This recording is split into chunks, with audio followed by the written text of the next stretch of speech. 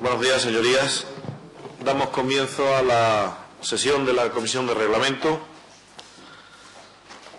En primer lugar, quiero citar las excusas de los vicepresidentes de la Cámara. La vicepresidenta primera en estos momentos se encuentra cubriendo un acto en representación mía por parte de la Cámara, y después el vicepresidente segundo está en unas cuestiones de consultas médicas.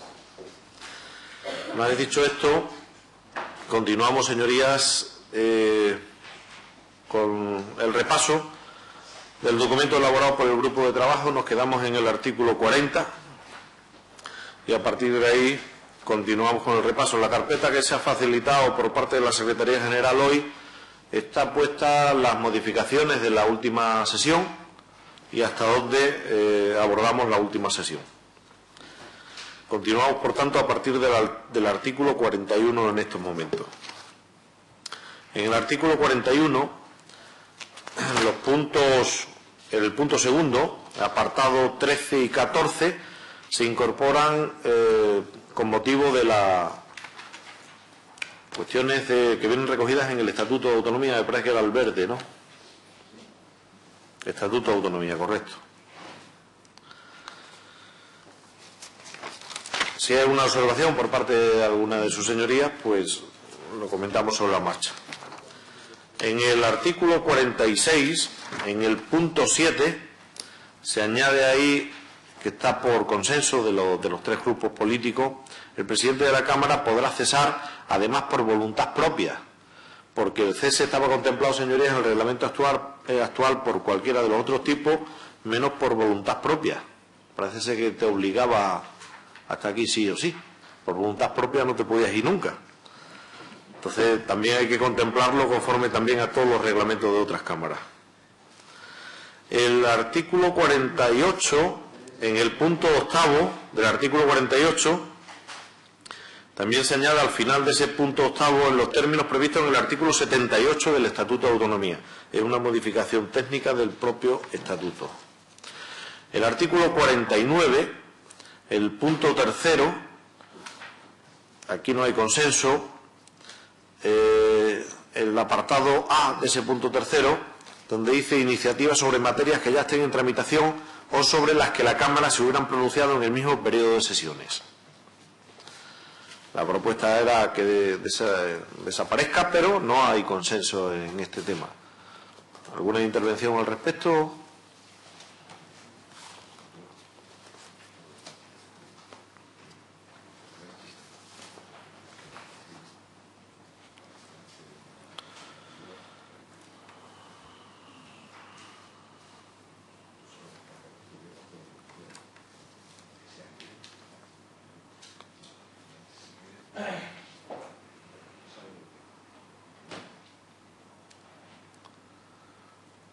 Bueno, lo podemos dejar como está, si les parece. Si hay necesidad de seguir profundizando internamente en los grupos en este tema.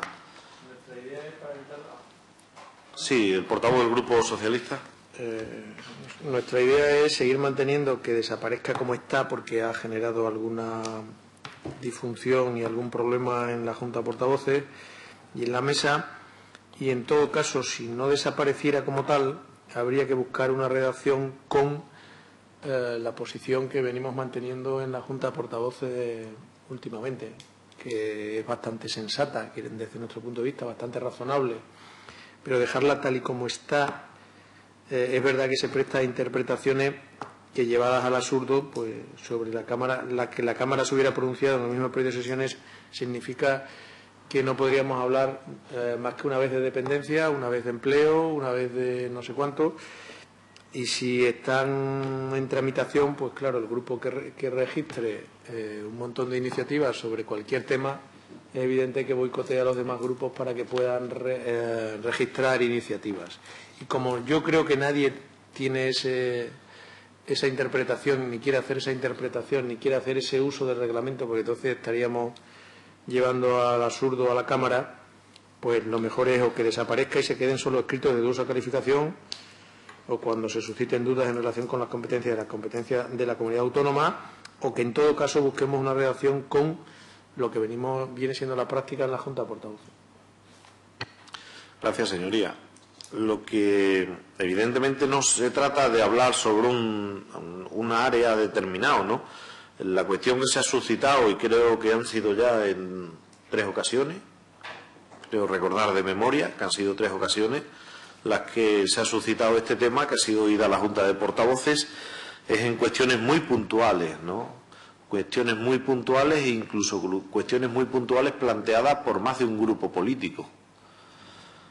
Pero, bueno, yo creo que algo hay que poner para que la mesa de la Cámara tenga, o oiga, mejor dicho, la exposición política, y la exposición política debe oírla la mesa de la Cámara en la Junta de Portavoces al respecto, y luego, evidentemente, la mesa la que tiene la potestad de calificarlo o no. La portavoz del Grupo Popular. Gracias. Nosotros creemos que se tiene que mantener, si acaso modificar en algún aspecto, pero nunca suprimir, porque esto nos puede llevar a un retroceso en las iniciativas legislativas, que solamente se debata de un tema, y eso no favorece nada a esta comunidad autónoma.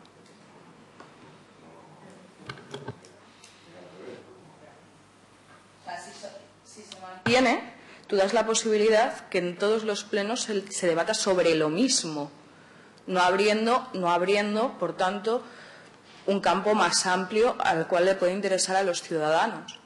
¿Estás pidiendo que se quite? No, estoy pidiendo que se mantenga. Que eso ocurre ahora. Si se mantiene esto... Pero con el micro, por favor, con el micro. Tiene que hablar el señor Si se mantiene eso, no abres el campo a los ciudadanos. Es decir, justamente, esto en su origen tenía un poco la idea de ordenar entre comillas, la avalancha de iniciativas que podían venir, ¿no? Pero la práctica nos ha demostrado que se convierte en un problema para la mesa, para la Junta de Portavoces y, por lo tanto, para los grupos. Porque la aplicación estricta de este precepto impide que, si el grupo del PP ha planteado una cuestión sobre sanidad, ni Izquierda Unida ni el Grupo Socialista, en cumplimiento estricto de lo que aquí pone, puedan plantear una cuestión semejante. Esto es lo que estamos diciendo. Entonces, o se aclara de un modo más preciso de lo que está. ¿Se modifica la redacción? La redacción, pero ojo, porque luego está sometido a la interpretación de la mesa y de la Junta de Portavoces. Puede haber una fórmula que diga iniciativas idénticas. ¿Y quién es el capacitado para decir estas son las iniciativas idénticas? Idénticas porque tienen las mismas palabras, porque tienen los mismos objetivos, porque, es decir, es complicado. Yo creo, insisto, el origen no estaba mal, pero la práctica ha demostrado que se puede convertir en un problema serio. Si ayer debatíamos en el Pleno cuestiones de educación, mañana no es posible, el día 24, en la aplicación estricta de este reglamento, no es posible, porque hubieran pronunciado en el mismo periodo de sesión. Pero es que no es cuestiones de educación es excesivamente genérico. Nosotros, cuando vamos a pleno, llevamos algo específico, instalaciones, por ejemplo, en materia educativa, en colegios de primaria. Luego puedes debatir sobre instalaciones en materia educativa en colegios de secundaria o en institutos. Eso se hace. En el periodo de sesiones, una propuesta en el periodo de sesiones pasado del Grupo Parlamentario Socialista y ayer una de Izquierda Unida. En aplicación estricta de esto no hubiera ocurrido. Y la de Izquierda Unida, recordad que hubiera ido al pleno del 28 o del 29, fecha de final de diciembre, pero al menos la información que a mí me consta, en la Junta de Portavoces se decidió aligerar, como era lógico, aligerar el contenido del pleno, porque si no esa iniciativa hubiera ido. La de Izquierda Unida. Y no hubiera podido ir porque había habido en un pleno anterior una iniciativa del PSOE. Pero no era exactamente igual. Exactamente igual, sobre las infraestructuras educativas. No era exactamente igual. Bueno, señorías, un momento. Antes de dar la palabra al secretario primero de la mesa que la ha pedido, lo que sí les quiero aclarar es una cuestión. En la mesa que yo presido, y yo he leído actas anteriores, nunca se había suscitado el tema de áreas genéricas. Me explico. Ahora mismo acaban de poner sus señorías que si se habla de educación, en otro pleno no se puede hablar de educación. Cuando se suscita el tema es que cuando se presenta una propuesta en concreta por un grupo parlamentario de un tema específico concreto, por ejemplo, si están hablando ustedes de educación, podría ser inversiones de nuevas infraestructuras educativas. Si esa es una propuesta de impulso, no cabe con el reglamento no cabe que otro grupo político plantee una propuesta de impulso diciendo exactamente lo mismo. Es decir, inversiones en infraestructura educativa. Eso es lo que hay ahora mismo en el reglamento de la Cámara. No ninguna otra cosa, en ese sentido.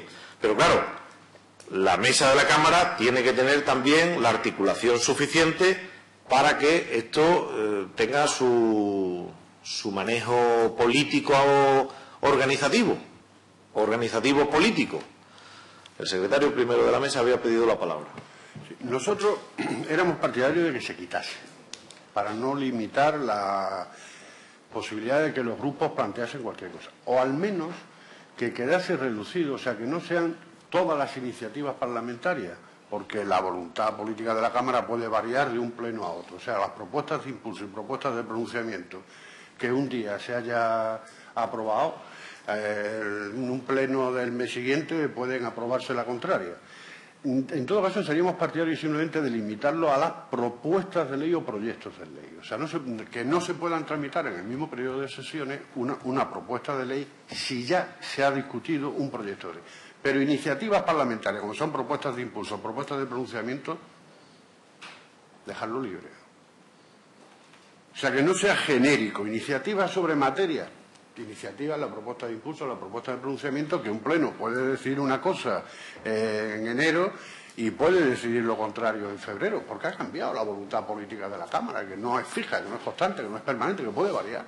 O sea, seríamos partidarios de limitarla, no que sea genérico todas las iniciativas, a todas las iniciativas parlamentarias, sino exclusivamente a propuestas de ley o proyectos de ley. Estamos hablando siempre dentro del mismo periodo de sesiones. Dentro del mismo periodo de sesiones. Sí, la portavoz del Grupo Popular había pedido la palabra también. Pero es que puede pasar como las preguntas que presentan algunos grupos parlamentarios, que llevemos propuestas de impulso, infraestructuras educativas, primero en el Colegio A de Mérida, en un pleno, en el siguiente pleno en el Colegio B de Mérida, en el tercer pleno en el Colegio C de Mérida. Entonces, eso es a lo que yo me refiero. Tú puedes limitar, o sea, constreñir mucho el debate parlamentario y solamente infraestructuras educativas en colegios de la comunidad autónoma, que son muchos, pues imagínese, uno en cada pleno. Entonces, eso no es productivo para el ciudadano, eso no es productivo para el debate político. Bueno, está claro que hay divergencia entre los grupos parlamentarios, por todo el Grupo Socialista. Sí, no estamos hablando de esa circunstancia, evidentemente. Ese es el último ejemplo que ponía la portavoz del Grupo Popular, y en todo caso sería un error político del grupo parlamentario que lo planteara, pero los grupos políticos tienen libertad para equivocarse. Nosotros no estamos haciendo aquí una lectura para que los ciudadanos vean que hablamos de muchas cosas. Dependerá de lo que los grupos parlamentarios quieran producir. Aquí estamos hablando de cosas concretas. Por ejemplo, si hoy la Cámara, en el primer pleno de enero, ha decidido una cosa sobre infraestructuras educativas, en mayo puede decir otra. ¿Por qué han cambiado las circunstancias? ¿Por qué ha cambiado la voluntad política de la mayoría? Pues claro que sí. Pero de lo que estamos hablando es de... Si hemos hablado de infraestructura, evidentemente de educación en general no, estamos hablando de cosas, iniciativas sobre cosas concretas. Inversiones en infraestructuras educativas. Solo podemos discutir una vez en un periodo de sesiones. No puede ser, porque es limitativo para todos los grupos parlamentarios. Limitativo.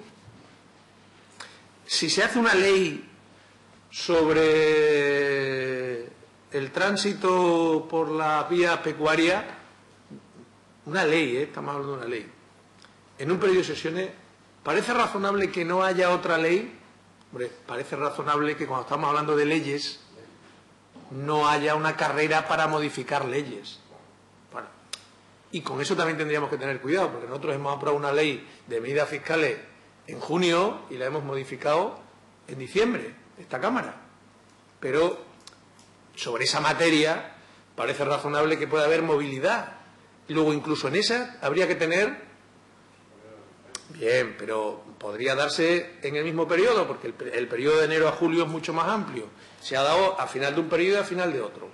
Pero sobre esa materia, incluso por las circunstancias que estamos viendo, podría haber movilidad.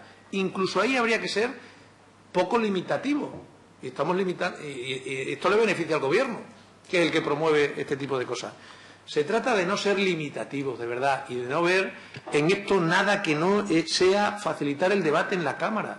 Es lo único que estamos planteando, facilitar el debate en la Cámara. Pero justamente de asuntos que interesan a los grupos parlamentarios, que los impulsan y los debaten. Si ya se ha hablado de infraestructura educativa, ¿no hablamos más en todo el periodo de sesiones? No. Puede ser interesante, necesario o urgente volver a hablar. Imaginemos que se cae un colegio en el mes de mayo. Ojalá no ocurra. Imaginemos que un sábado se cae un colegio. ¿No hablamos de infraestructuras educativas porque ya hubo una iniciativa que aprobó esta Cámara en enero? No puedes seguir hablando. Vamos a ver, te lo pueden impedir hablarlo. La mesa no está aplicando la redacción conforme a tal, de forma estricta. En esta legislatura no se está aplicando de forma estricta, en otras sí se aplicó, pero en esta no se está aplicando de forma estricta. Entonces, seamos un poquito más razonables.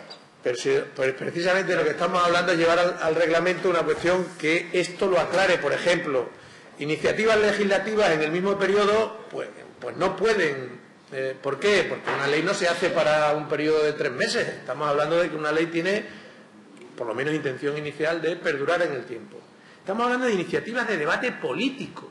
Sí. El debate político no se puede constreñir, no se le puede poner excesivos límites, porque entonces, cuando no estamos dando respuesta a los ciudadanos, de lo que estamos hablando es de, en aquellas iniciativas de debate político, pues dejemos. No limitemos el pues juego modifiquemos, político. pero no suprimamos. Bueno, porque busquemos una redacción que nos venga bien a todos. Si les parece bien, sus señorías, voy a hacer una propuesta, que el letrado mayor haga una propuesta de redacción que nos presente a la comisión para la próxima sesión, de tal manera que recoja un poco las distintas sensibilidades que han expresado los 3 grupos parlamentarios. ¿De acuerdo? ¿Les parece bien? Pero, evidentemente, teniendo en cuenta también que, ante un escrito de dudosa calificación por parte de la mesa de la Cámara, tiene que tener la opinión de los grupos políticos. Y eso se da en la Junta de Portavoces, no se da en ningún otro sitio. Es que el escrito de dudosa calificación no está dentro de esto. Estamos hablando de la solo, el B y el C. Sí, no, por supuesto, pero claro, dentro de la tiene que tener la mesa de la Cámara una articulación. Y la articulación es a través de la Junta de Portavoces, no hay otra. Continuamos, por tanto. En el punto 7, al final del punto 7, se añade a excepción de las preguntas orales ante el Pleno. En este caso está hablando sobre la mesa conocerá las iniciativas presentadas hasta 48 horas antes de la celebración de la sesión de la mesa, para lo que deberá reunirse al menos una vez cada semana. La admisión de escritos fuera de dicho plazo requerirá acuerdo unánime de los miembros de la mesa, a excepción, evidentemente, de esas preguntas orales ante el Pleno, que, como saben sus señorías, pues es hasta media hora antes de la celebración de esa mesa. Que no sé si habría que detallarlo más. No sé si habría que detallarlo en el sentido de media o 30 minutos antes de la celebración de la sesión. La excepción de las preguntas orales y que la mesa en cada momento decida si 20 horas o 10 horas o media hora. Puede ser la situación, puede ser que sea. O puede ser en el mismo momento de la reunión de la mesa, hasta el momento del comienzo de la reunión. De acuerdo. Estamos de acuerdo ahí, ¿no? Seguimos, por tanto, al artículo 52, adopción de acuerdos. El punto primero, los acuerdos de la mesa, excepto en los supuestos en que este reglamento establezca mayorías cualificadas, se adoptarán por mayoría de sus miembros y sus deliberaciones tendrán, en todo caso, el carácter de reservadas. Yo creo que ahí no hay ninguna duda. Estamos todos de acuerdo. El artículo 54, apartado primero, en el 52, en la segunda parte del punto primero, las votaciones se efectuarán de forma nominal y pueden ser secretas cuando lo pida al menos un miembro de la mesa. Antes eran 2 y ahora hemos creído conveniente que, con tal de que lo pida un miembro de la mesa, es suficiente. Sí. Es simplemente una cuestión de estilo, yo creo. Es que lo de secreta, una votación secreta, Que se explique un poco secreta, que no sea... Que no, claro, evidentemente que sea con una urna con papeleta. Quiero decir secreta. No hay... Secreta no digo nada. Que sea por papeleta, que se ponga... Sí, que se ponga por papeleta. Bueno,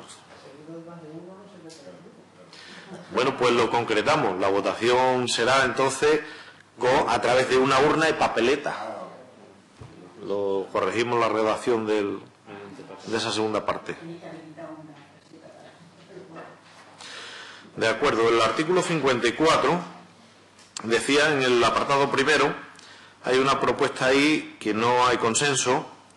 Dice, emitirá la certificación oportuna de los mismos. Bajo la dirección del presidente, el letrado mayor ejecutará los acuerdos que le competan. Emitirá la certificación oportuna de los mismos. La propuesta es que desaparezca esto y no hay consenso. Y realizará las comunicaciones necesarias para ello sin perjuicio de las funciones de los secretarios. Bueno, esto es una cuestión, una disyuntiva que había ahí entre las competencias de los secretarios de la mesa y las competencias del letrado mayor y secretario general de la Cámara. ¿Quién certifica los acuerdos o no? En ese sentido, porque está claro que las actas las firman los secretarios de la mesa, ¿no? ¿Quieren intervenciones los grupos a este respecto? Sí, el secretario primero de la mesa. Es que hay que combinar el artículo el 54, con el 60 en las funciones de los secretarios, que en el apartado 5 le dice certificar los acuerdos adoptados por pleno, mesa y junta de portavoces. Entonces, o certifica uno o certifica otro. Si está dentro de las competencias del secretario de mesa, pues no puede estar dentro de las competencias del letrado mayor. Entonces, o se pone en un lado o se pone en otro lado. Da exactamente igual, pero es uno quien tiene que certificar, ¿no? Yo tengo mi opinión política y organizativa, ¿no? Yo creo que los acuerdos de la mesa de la Cámara, los acuerdos de la Junta de Portavoces, los acuerdos de la Diputación Permanente deberían de certificarlo los secretarios de la Cámara, de la mesa de la Cámara. Porque el letrado mayor, en su competencia de llevar y estar al frente de la Secretaría General de la Cámara, yo creo que le competen otra serie de certificaciones distintas a los órganos políticos. Pero bueno. Con la venia, presidente. Señor Fernández, sí. Es que no, vamos a ver, una cosa es certificar las cuestiones del órgano, cuando lo hemos discutido en el grupo de trabajo, y otra cosa es dar fe de un funcionario que no es un político.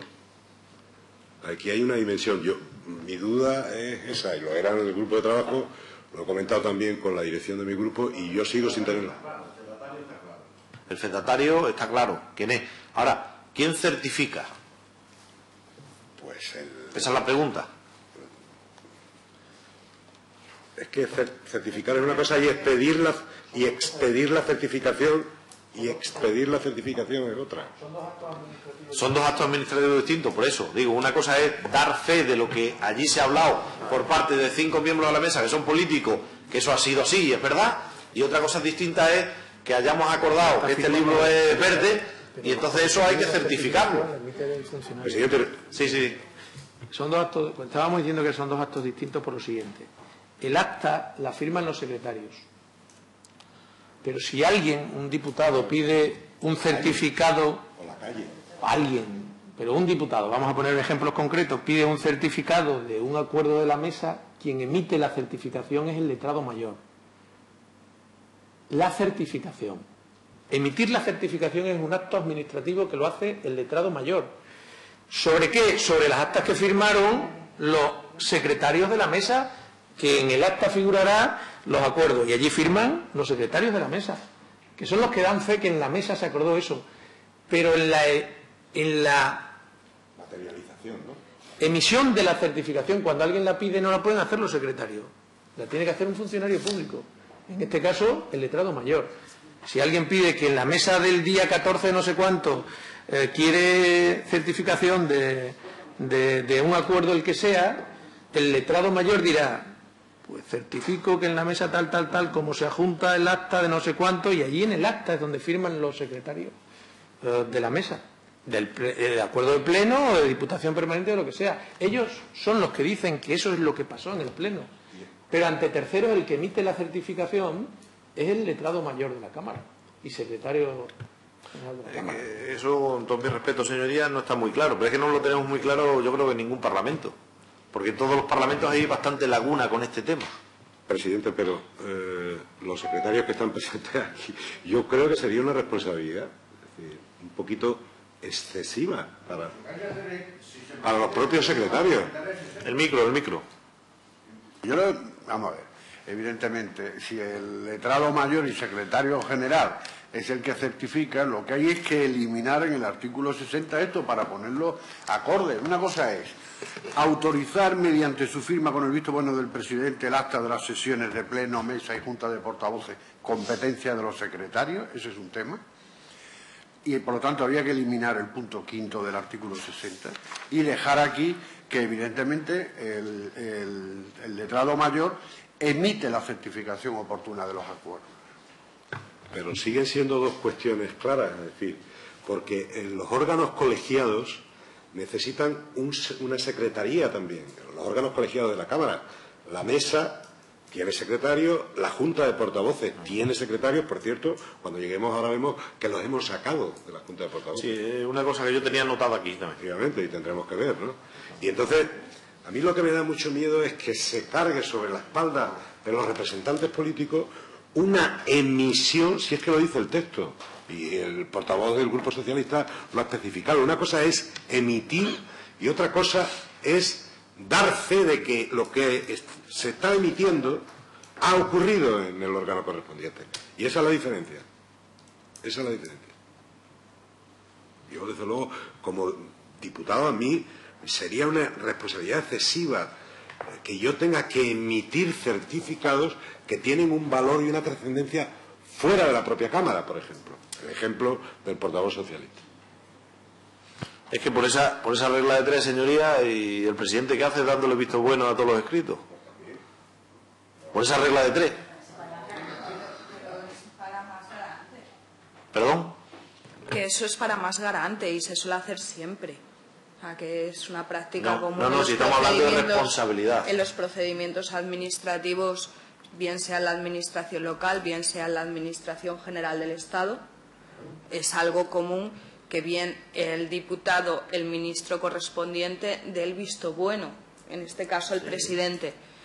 Pero en relación a lo que estábamos debatiendo, la firma del acta o firmar un acta diciendo, pues mira, esto se ha hablado aquí, es normal que lo haga el secretario de la mesa, pero la emisión de una certificación solamente lo puede hacer un fedatario público.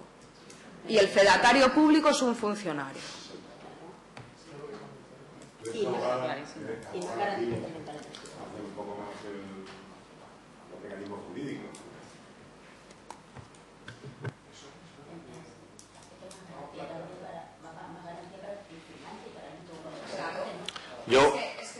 Yo lo que creo es que deberíamos de quedar muy claras las funciones de los secretarios de la mesa y las funciones del letrado mayor y secretario general de la Cámara, que es lo que, bajo mi punto de vista, no está clara, pero ni en este punto ni en otros muchos.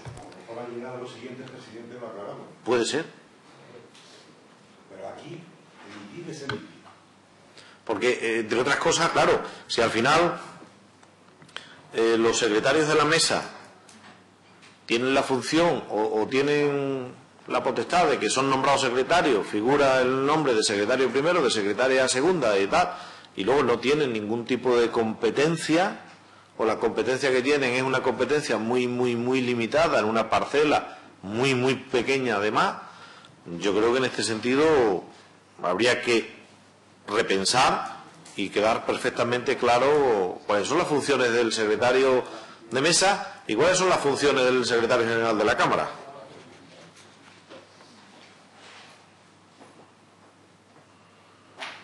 De todas maneras, lo quedamos porque es posible que más adelante aclaremos el tema cuando hablemos de la Junta de Portavoces también. Sí, exactamente.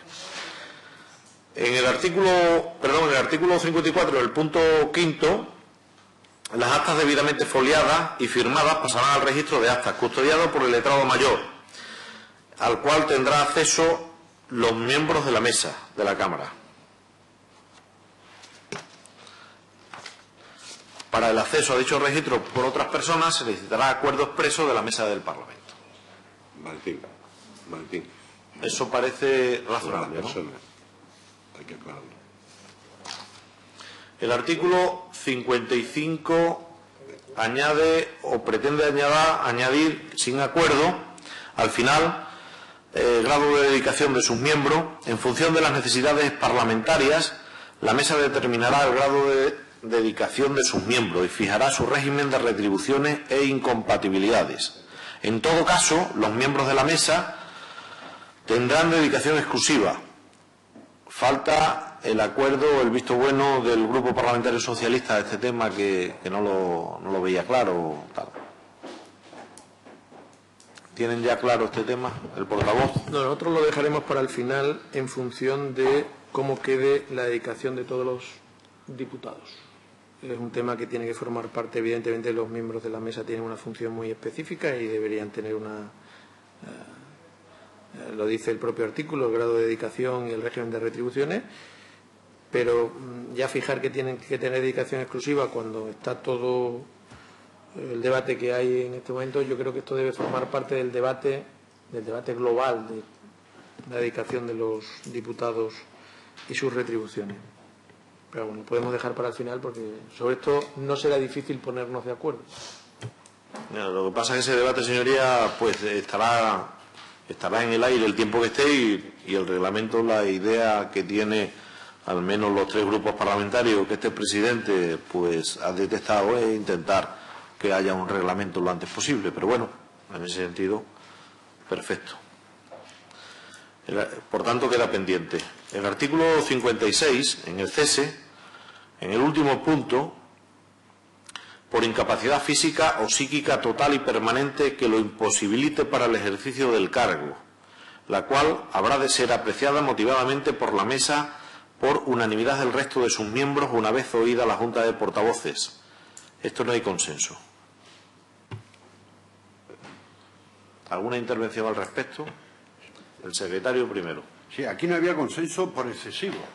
O sea, lo que le decimos nosotros es que una vez que está la incapacidad física o psíquica total y permanente que lo imposibilite, ya no hace falta el acuerdo unánime del resto de la mesa, es que tiene una incapacidad y por lo tanto ya está incapacitado psíquicamente, porque hay un certificado, porque lo ha dicho un médico, o lo ha dicho un juez, o lo ha dicho quien sea, pero pues el señor ya no está en la mesa, no hace falta el acuerdo unánime de la mesa ni nada, ¿no?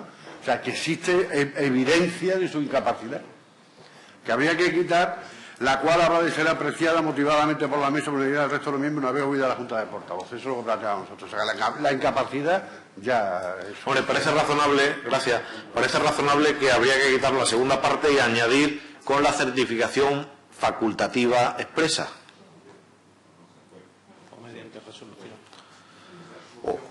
O del juez, resolución judicial al respecto, o... Claro. O la inspección médica también te incapacita. Pero con la venia presidente también. Sí. Vamos a ver, nuestras objeciones, nuestra falta de consenso estaban también en función de quién decide la incapacidad. Desde luego los miembros de la mesa, en relación con los miembros de la mesa, ¿El juez no, pero un certificado del médico de familia de no, pero la inspección tampoco, médica no, es un juez. ¿Quién decide las incapacidades?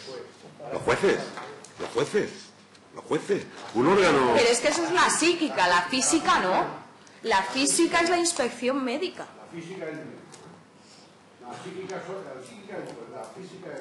La física es el médico, que tienes que pasar por el tribunal médico y te dicen si estás capacitado o para hacer tu labor o desempeñar tu labor o no te estás capacitado. Bueno, podríamos redactarlo, señorías, de la manera que exprese las dos vías. Una es persona decir, que no resolución puede judicial hablar, o certificación no puede... médica. Según corresponda. Claro. Se puede decir en ese... ¿Les parece que quede redactado algo así como por incapacidad física o psíquica total y permanente que lo imposibilite para el ejercicio del cargo mediante resolución judicial o certificación facultativa médica según corresponda?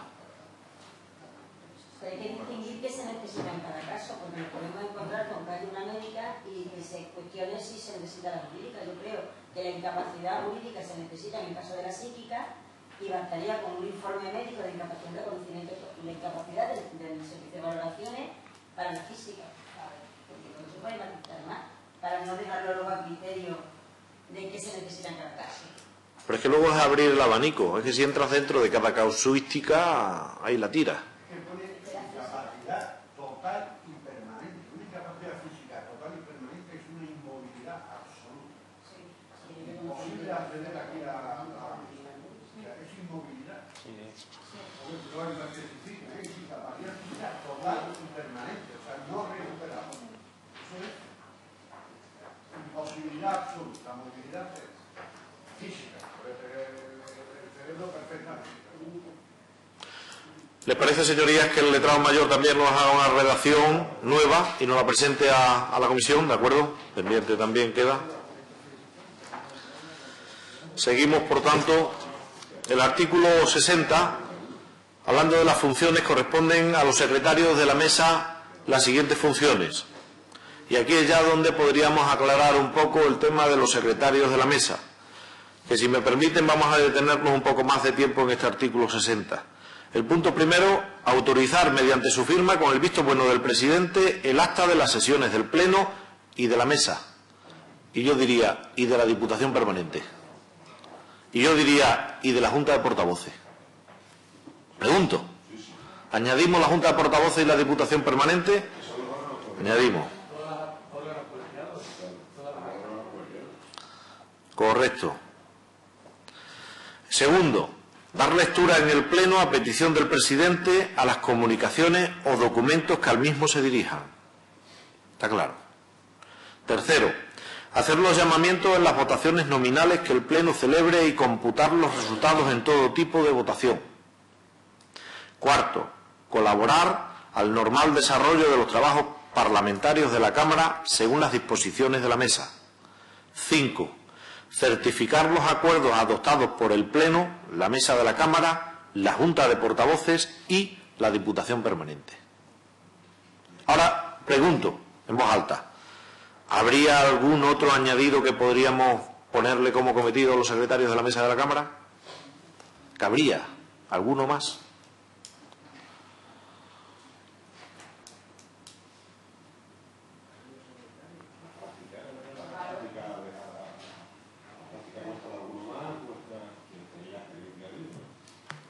Sí, el secretario primero. Sí, aquí que estábamos de acuerdo con que evidentemente las actas de la Junta de Portavoces y las actas de la Diputación Permanente hay que firmarlas. Ahora bien, cuando poníamos las dudas en la discusión de esto, si recordáis, es porque en la definición de la Junta de Portavoces no forman parte como tal los miembros de la mesa. Pone que asisten, pero no forman parte. Sí, pero es que yo lo tenía anotado, ahora lo veremos. Hay que modificarlo todo en su conjunto. Sí, señor. Es verdad. Igual que los de los vicepresidentes, que aquí lo tenemos mal recogido. Porque dice, los vicepresidentes formarán parte de la Junta de Portavoces con voz pero sin voto. Y si en una Junta de Portavoces no están los vicepresidentes y a mí me da un mareo, ¿qué pasa? Claro, pero es que no tiene sentido. No tiene sentido. Los vicepresidentes tendrán que estar sí o sí. No, porque entonces están por sustitución. No, pero estamos hablando en el transcurso. En el transcurso. Viene por delegación. Otra cosa es que forme parte, es que no pueden formar parte. No, pero imagínate en el transcurso. Se suspende hasta que venga el vicepresidente. Perdón. Es que una cosa es formar parte y otra cosa es estar presente y participar de los debates. La Junta de Portavoces es la Junta de Portavoces y como está redactada está muy bien. ¿Quién la compone? Yo creo que falta algún detalle, ahora lo veremos. No, porque entonces desvirtuamos la Junta de Portavoces. La Junta de Portavoces no pueden estar los vicepresidentes, formar parte de ella con pleno derecho los secretarios primero y segundo y vicepresidente primero y segundo, porque entonces participarán en la votación y se desvirtuará. Otra cosa es la votación, otra cosa es la votación. Bien, claro, pues entonces lo que tenemos que decir es que asisten con voz pero sin voto los presidentes y los vicepresidentes, y los secretarios, como son asistentes, podrán firmar el acta, certificar el acta o lo que queramos. Deberán. Pero la Junta de Portavoces, a diferencia de la mesa, de la Diputación Permanente y del Pleno, es un órgano con un carácter distinto. ¿Ves? Tenemos que tener cuidado al ampliar la composición de la Junta de Portavoces. Porque ya lo dice el presidente será sustituido por los vicepresidentes conforme al artículo 58. Sí, en caso de que el presidente tenga un desmayo una mañana allí o tenga que irse por una cuestión urgente, pues viene por el artículo 58 el vicepresidente que sea, primero o segundo, le sustituye con todas las competencias del presidente. Y no habría problema para participar, dirigir, no sé más y tal. Digo porque la Junta de Portavoces no es un órgano equiparable al Pleno, a la Mesa o a la Diputación Permanente. Tiene sus especificidades. Ahí tenemos que ser muy cuidadosos con quienes forman parte. Una cosa es que asistan y otra cosa es que formen parte. De acuerdo. Para no desvirtuar, ahora pasamos al 62 completo. ¿En el 60 alguna aportación más? ¿En el 60 alguna aportación más y el portavoz del Grupo Socialista? A ver, para poner en coherencia lo que estábamos diciendo con la emisión de los certificados con la certificación, ¿vale? Porque yo creo que en el fondo estamos todos de acuerdo. El fedatario público de la emisión de un certificado tiene que ser el letrado mayor, pero también estamos todos de acuerdo en que los secretarios primero y segundo de la Cámara tienen que certificar las actas, firmando las actas los acuerdos que se producen en los órganos. Podríamos buscar una palabra que sustituyera la palabra certificar, o certificar las actas, certificarlo o lo que sea, para que quede claro que los secretarios primero y segundo son los que en el acta de los órganos colegiados dan fe de que se ha producido como se ha producido y lo que pone el acta, y dejemos claro en el artículo del secretario que es el fedatario público que emite los certificados, con el fin de resolver la cuestión que teníamos entre manos entre la emisión de certificados y que sean los secretarios primero y segundo los que firmen las actas dando fe de que lo que ha sucedido en la sesión es eso que pone en el acta. Claro, por eso yo, señoría, decía que había ahí ciertos choques entre la competencia del secretario general de la Cámara y la competencia de los secretarios de la mesa de la Cámara. Porque está claro que quien tiene que certificar los acuerdos de los órganos de la Cámara son los secretarios de la Cámara. Certificar los acuerdos, ¿no? Eso lo tenemos claro.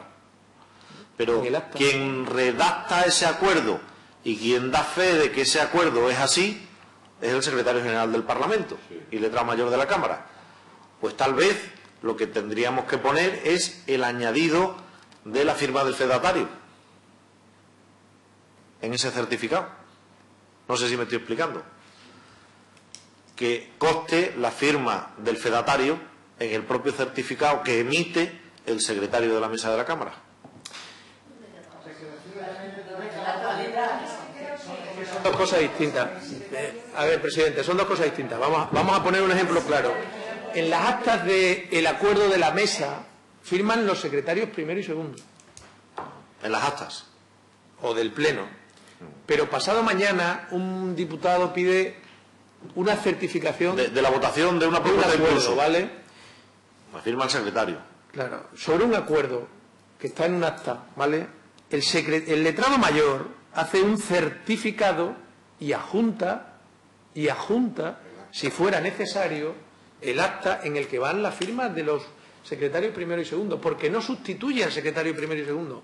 Lo que da fe es que lo que pone el certificado es lo que en el órgano se aprobó. ¿Y quién certifica lo que se aprobó en el órgano? El secretario primero y el secretario segundo. Y si es necesario, adjunta el acta de la sesión en la que va la firma del secretario primero y secretario segundo. Administrativamente, y corrígeme si me equivoco, el proceso es así. Y no podemos hacer un proceso nuevo aquí porque administrativamente está arreglado. Entonces, yo creo que está bastante claro, lo tenemos bastante determinado y ajustado. Quizás en la redacción es lo que tenemos que ajustar, pero en los hechos en sí los tenemos bien diseccionados. Los secretarios firman las actas y, por tanto, dan fe que en el órgano se ha decidido lo que sea, pero la expedición de los certificados, la emisión de los certificados, la hace un fedatario público que es funcionario y no sustituye en ningún momento la labor ni la función de los... Entonces, el punto quinto lo tenemos que suprimir. No, hay que cambiar lo del certificado para que no cree confusión el término. Claro. ¿Qué quiere El decir? término certificado. El que certifica, la que definitivamente le da el valor público es la firma del fedatario público. En realidad el secretario de la mesa lo que va a hacer es emitir copias de los acuerdos, firmar copias de los acuerdos, alguna cosa así, pero que el fedatario público... Firmar las actas. El que definitivamente le da el valor de certificación es el fedatario público. Es que la palabra puede ser firmar. ¿Sí? Firmar los acuerdos adoptados por el Pleno, emitir copias de los acuerdos adoptados por el Pleno, Por tanto, estaríamos en la tesis que yo he dicho antes. Este señor emite el certificado y cualquiera de los dos secretarios firma, con lo cual se añade la firma del fedatario público. ¿Pero hay que suprimir la palabra certificar en el artículo 60? No es así, señor presidente, no es así. Vamos a ver si me explico bien. El secretario y los dos secretarios firman un acta diciendo que eso es como ha sucedido. Entonces, ese acta se guarda en un cajón. Sí, con el presidente, con el visto bueno del presidente. Entonces, eso se guarda en un cajón. Entonces, mañana un diputado cualquiera le solicita al presidente una copia de lo que se ha dicho en esa reunión. De un acuerdo. De un acuerdo. Bien sea plenario, bien sea en una comisión, lo que sea. Un acuerdo. Entonces, es el secretario general el que emite el certificado. Mire, se ha acordado esto con su firma y la firma del señor presidente. ¿Y los secretarios de la mesa firman ese documento o no? No. Pues entonces hay que quitar el punto quinto de aquí. ¿Es lo que yo estoy diciendo? Que quede claro que ahora mismo no se está haciendo así. No. Porque no se manda el acta de una sesión plenaria ni al Gobierno de España ni al Gobierno de Extremadura. Se manda un certificado de que tal cosa se ha aprobado, que lo firmo. Pues no. Que lo firmo, porque tendría que estoy harto de firmarlo. No, estoy harto de firmarlo. Y así se hace, señoría, en el 90% de los parlamentos. Bueno, no sé. Porque no se manda el acta, se manda una propuesta de impulso que va al Gobierno y se manda al presidente No, o al pronunciamiento. ministro tal. Una propuesta de pronunciamiento que apruebe la Cámara siempre va así. Pero a lo mejor el señor Prefiero que se presidente está mandando delegó un en algún certificado, momento la se está firma del mandando un señor certificado. secretario, alguno de los Un secretarios. certificado firmado por el secretario tal, y con el... Pero con el eso, señoría, también es un problema de celeridad de la propia cuestión administrativa. Es decir, ayer se aprueba una propuesta de pronunciamiento que saben sus señorías que va al Gobierno estatal y antes de redactar el acta, que tarda más días, se hace la certificación y se manda al día siguiente. Pero con firma del letrado. No, pero son la firma del secretario de la mesa. Pero es que son actos administrativos distintos. A ver, una cosa es que la mesa, acabado el pleno, comunique al gobierno que se ha aprobado pedirle que haga una autovía para cada uno de nosotros. Entonces dice, y lo hacen los secretarios, el pleno de la Cámara acordó y se le manda a Moncloa. Y otra cosa es la emisión de un certificado, que es lo que decía tanto Francisca como... Es que son actos administrativos distintos. Comunicar que el Pleno ha decidido pedir un aeropuerto para Almendralejo y se lo pide al Gobierno o a la Unión Europea, lo certifican los miembros de la mesa porque es una comunicación a un órgano político. Entonces lo hacen los miembros de la mesa. El Pleno de la Cámara acordó Es certificar, ¿eh? No es certificar. O que lo manda por correo certificado, pero eso no es certificar. Pero eso no es certificar desde el punto de vista que lo estamos diciendo. En el redactado Sí, pone, fulanito de tal secretaria certifica que... Pero estamos comunicando un acuerdo político. Se informa, pero jurídicamente no tiene valor. Ese informa. Ahora, que certifica. Cuando un juzgado pida, vamos a poner un caso concreto, ese mismo caso. Bien, pero vamos a ver. Sí, en caso de discrepancia que hubiera que haber el juzgado certifica. Imaginemos que mandamos esa comunicación, que yo creo que es correcta, que los secretarios comunican que el Pleno ha acordado tal cosa y lo mandan a quien le corresponde en la propuesta de pronunciamiento. Y dicen que eso, dan el visto bueno y certifican que eso es lo que pasó en el este y eso es lo que ha aprobado la Cámara. Pero cuando en el juzgado haya litigiosidad con ese acuerdo comunicado al Gobierno, lo que va a hacer el juzgado es pedir un certificado. ¿Y quién va a hacer el certificado? El oficial lo hace el secretario. Efectivamente, pues de eso es lo que estamos hablando, que son dos actos administrativos distintos. Entonces, lo de certificar induce a error, en el punto 5, busquemos otra palabra para que no induzca a error, pero yo creo que si las cosas las tenemos claras es buscar la palabra técnicamente que Javier nos diga, el letrado mayor nos diga. Si yo por la palabra no tengo... Pero la palabra no tengo ningún problema. El problema que yo tengo todavía es, ¿lo tiene que firmar o no lo tiene que firmar? Pero depende de para qué. Si una simple comunicación por el trámite que requiere la iniciativa... Yo soy secretario y le comunico a su señoría lo que sea. Una comunicación, estamos hablando de comunicaciones formales, estamos hablando, por tanto, de comunicaciones por escrito. ¿Lo firmo o no lo firmo? ¿O va el documento sin firmar? Si lo comunico yo. Firma el secretario de la mesa. Claro, firma el secretario de la mesa de la comunicación. Otra cosa es que se te pide una certificación para poder acreditar, o bien judicialmente o en otra institución, que eso es así. Pero una comunicación... también puede facilitar el trámite. El ejemplo que habéis puesto, terminación de pleno, se comunica el acuerdo plenario para la propuesta de pronunciamiento. Eso basta con una comunicación de los secretarios de la mesa. Pero es que en caso de discrepancia, certificación del letrado. Con todo mi respeto, señoría, no veo yo claro, vamos a ver, o soy yo muy torpe el tema. La cuestión es, yo comunico como secretario, ¿vale? Y hago un documento, adjunto le comunico, señoría... o adjunto le comunico que le mando el certificado del punto solicitado de no sé qué, no sé cuánto, y le mando el certificado del letrado mayor con el visto bueno del presidente. Sí, pero el escrito de comunicación en el que el secretario remite los papeles es como la primera hoja de cualquier documento administrativo que firma el responsable correspondiente. Es decir, cuando eso ya lo firma el secretario general del Parlamento. Sí, pero también lo puede firmar el secretario de la mesa. Y añadiendo al párrafo 54, el letrado mayor emitirá certificado oportuno, lo mismo, cuando haya de surtir efecto en un procedimiento administrativo judicial o algo así. O cuando haya surtido efecto ante terceros, un procedimiento administrativo judicial o algo así. Para que sea... Y en este poner certificar los acuerdos de trámite adoptados, algo así, para que se distinga lo que vosotros decís. El fiscal me pide a mí, certifíquese si es verdad que la mesa adoptó el acuerdo de pagarle a fulanito 10.000 euros cuando el sueldo era de 3.000. Eso, él va a pedir un secretario público que será ante terceros para un procedimiento judicial. Ahí yo creo, en cambio, estos actos de trámite está bien que el secretario los realice, porque de hecho las comunicaciones, dice también, el letrado mayor también realizará las comunicaciones necesarias, porque de hecho los que no es parlamentario sí los firmo yo. Es decir, hay un poco...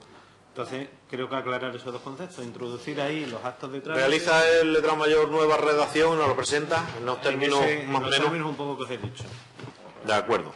Pasamos, señorías, por tanto, al capítulo 4 de la Junta de Portavoces, sección primera, composición y régimen jurídico. Artículo 62, composición y convocatoria. Punto 1. La Junta de Portavoces se compone del presidente de la Cámara, que la preside, y de los portavoces titulares o sus adjuntos. Yo creo que aquí hay que añadir, con todo mi respeto, también los miembros de la mesa de la Cámara. El presidente será sustituido por los vicepresidentes conforme al artículo 58. Esto está claro. Conforme al artículo 58 por las distintas causas de baja por enfermedad, etcétera, etcétera. Evidentemente, con la coletilla de sin voto. Los que pueden votar, y además el voto es ponderado. El voto de la Junta de Portavoces saben su señoría que es ponderado. Sí. Correcto. Sí. El segundo, o quería la palabra en el punto primero del portavoz del Grupo Socialista. No, a ver, presidente, yo creo el punto primero, tal y como está redactado, no hay que tocar nada. La Junta de Portavoces se compone del presidente y de los portavoces titulares o adjuntos, porque en nuestra organización parlamentaria la Junta de Portavoces es los grupos y el presidente de la mesa. No hay nadie más, ni vicepresidentes, ni secretarios, ni primeros, ni nada, porque a la mesa ya la representa el presidente. La mesa está ya en la Junta de Portavoces a través del presidente y los grupos a través de los portavoces de los grupos. Y esa es la composición única, legal, formal, reglamentaria que tiene la Junta de Portavoces. Luego es cierto, como bien dice la portavoz del PP, Villalba, dice, en el punto 3 ya viene, y ahí es donde podemos discutir la redacción. Cuando dice, ¿podrán asistir con voz y voto? No. Asistirán también con voz y voto los restantes miembros de la... con voz y sin voto. Asistirán. En lugar de podrán asistir, asistirán. Y hay que quitar podrán. No hay ningún inconveniente en que asistan. Pero, y además, claramente con voz pero sin voto. Pero en la composición formal no pueden estar el vicepresidente, el secretario, porque el presidente representa a la mesa. Y esto es una reunión de la mesa. Entonces, con todo mi respeto, señoría, hay que quitar también o sus adjuntos en los portavoces. No, porque los adjuntos... Sí. No, por la misma causa. Porque claro. Bueno... Es que habría que añadirlo en el punto tercero. Sí, los portavoces adjuntos podrán además asistir. Se puede quitar porque no hay problema, porque cuando no va el portavoz asiste el portavoz adjunto. No hay ningún problema en quitarlo, pero que tengamos claro el concepto. El concepto es mesa y grupos parlamentarios. Que también el artículo, el apartado primero, dice los portavoces titulares o sus adjuntos. No dice que la componen los adjuntos. Pero igual, de la misma manera que dice, no dice el presidente o un vicepresidente. Perdona, sigue leyendo, el presidente será sustituido por el vicepresidente en función del artículo. Correcto, habría que poner punto y seguido, los portavoces serán sustituidos por sus adjuntos. Bueno, vale, pero que en la propia redacción se interpreta que los adjuntos no son parte de la Junta. No, correcto. Pero yo creo que habría que matizarlo. Vale, de acuerdo. Si quieres porque quede perfectamente claro y delimitado, maticémoslo, pero que en la propia redacción se ve claro que son los portavoces y el presidente. Y luego se les puede sustituir tanto a los portavoces como al presidente. Correcto. ¿Le parece a su señoría que quede en la redacción de la siguiente manera? La Junta de Portavoces se compone del presidente de la Cámara, que la preside, y de los portavoces titulares. El presidente será sustituido por los vicepresidentes conforme a lo dispuesto en el artículo 58 de este reglamento. Los portavoces serán sustituidos por los portavoces adjuntos conforme al reglamento de la Cámara, tal, lo redactamos. ¿Así? Segundo punto. Para que se considere válidamente constituida deben asistir en primera convocatoria el presidente de la Cámara y los portavoces o sus adjuntos, que representen, otra vez, yo creo que habría que quitar ahí o sus adjuntos, que representen a todos los grupos parlamentarios que conforman la Cámara. En segunda convocatoria será suficiente que asista el presidente y los portavoces titulares o adjuntos que representan la mitad más uno de los diputados de la Cámara. En ambos casos deben estar asistidas por el letrado mayor o letrado que lo sustituya. ¿No hay que quitar nada? ¿No hay que quitar nada? Yo añadiría aquí, quitaría o los adjuntos en los distintos sitios donde aparece, quitaría al final o el letrado que lo sustituya y pondría una última parte que sería: los portavoces serán sustituidos por los portavoces adjuntos y el letrado mayor de la Cámara por el quien delegue. Sí, ya lo pusimos antes, en la composición. Si ya en la composición tú reconoces que pues entonces hay que quitar simplemente o sus adjuntos. Quitarlo y ya está. Pero no añadir nada. En todo caso, si quiere quitarlo de adjuntos, se puede quitar, pero no añadir, porque eso ya está en el 1. De acuerdo. Lo que hay que mantener es lo del letrado mayor. Porque es la primera vez que aparece en el reglamento o letrado que le sustituye. En ambos casos debe estar asistida por el letrado mayor o letrado que lo sustituya. ¿Así quedaría bien? De acuerdo. Punto tercero. Quitamos podrán y ponemos asistirán, también con voz y sin voto los restantes miembros de la mesa, los secretarios generales de los grupos parlamentarios u otros miembros de los grupos designados por el portavoz y un miembro del Gobierno de la Comunidad Autónoma de Extremadura o un alto cargo designado por aquel con carácter permanente, que a su vez podrá venir acompañado por otra persona que designe. Los secretarios darán fe de los acuerdos adoptados en la Junta de Portavoces, debiendo firmar el acta, evidentemente. Yo creo que esto ya sobra, porque ya lo ponemos arriba. Ya es redundante porque como se ha incorporado al otro lado, ahora ya sí es redundante. Pero antes era la primera vez que aparecía. Porque se obliga a asistir hasta a los secretarios generales de los grupos. Que no es que tenga yo especial contra ellos, pero es que se les obliga a asistir. Atención. Los secretarios darán fe de los acuerdos adoptados en la Junta de Portavoces. ¿Eso lo suprimimos? Pero, Sí. Sí, pero no le hemos dado una vuelta, insisto, a que sí. hemos metido en el párrafo, porque la intervención del portavoz socialista era para asegurar la presencia de los miembros de la mesa, entre otras cosas porque los secretarios han de certificar los acuerdos de acuerdo con los puntos anteriores al reglamento. Sí. Pero ahora, atención, ¿cómo vamos a llenar la Junta de Portavoces? No, es lo mismo. Los restantes miembros de la mesa, los secretarios generales de los grupos u otro miembro del grupo designado por el portavoz y un no, pero tiene que asistir el secretario general. No. Sí. Designado por el portavoz. Asistirán. Designado por el portavoz, si quiere. El portavoz. Los restantes miembros de la mesa. Secretario general u otro miembro. No te mandan a ti, tú tranquilo. Si yo no voy. pero sobre todo yo quería hacer que aquí el carácter... No, pero esto se debatió en el grupo de trabajo de la siguiente manera. Imagínense que se está hablando de un tema específico en concreto, donde el portavoz del área correspondiente del grupo parlamentario es el que domina la cuestión. Y el portavoz del grupo quiere que ese portavoz esté con él sentado en esa junta de portavoces. En esa junta específica. Exactamente. Pero hay que darle cabida reglamentaria. Así le da cabida reglamentaria. Correcto. Si esto lo aumenta, si esto lo que hace es que selecciona. Puede echarlo. No, esto lo que hace es dar más flexibilidad al portavoz para que le pueda acompañar el que él estime conveniente y oportuno. Sí, pero no tenía cabida reglamentaria.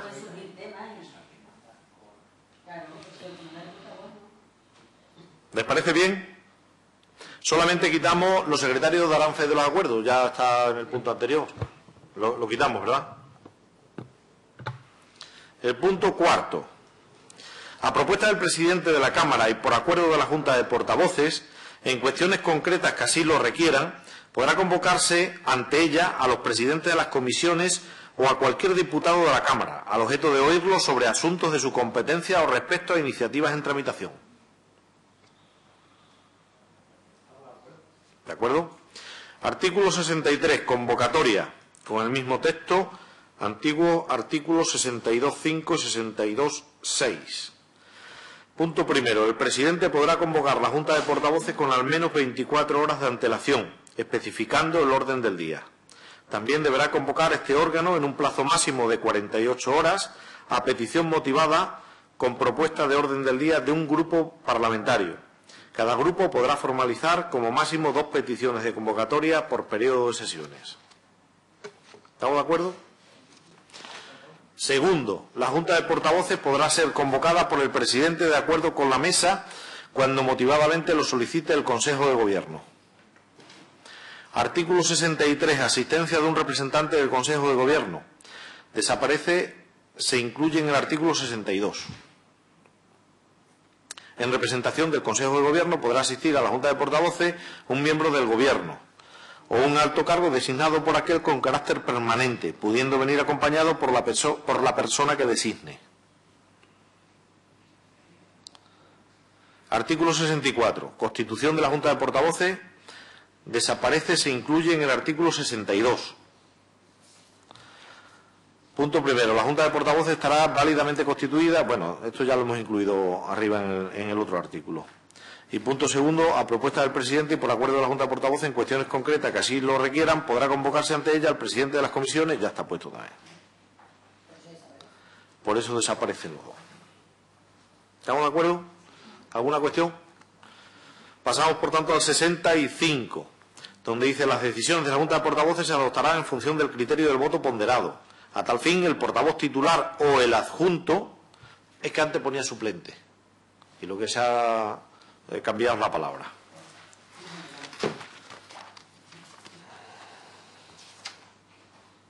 Artículo 70. Hablando del Pleno, clases de sesiones plenarias. El punto segundo del artículo 70.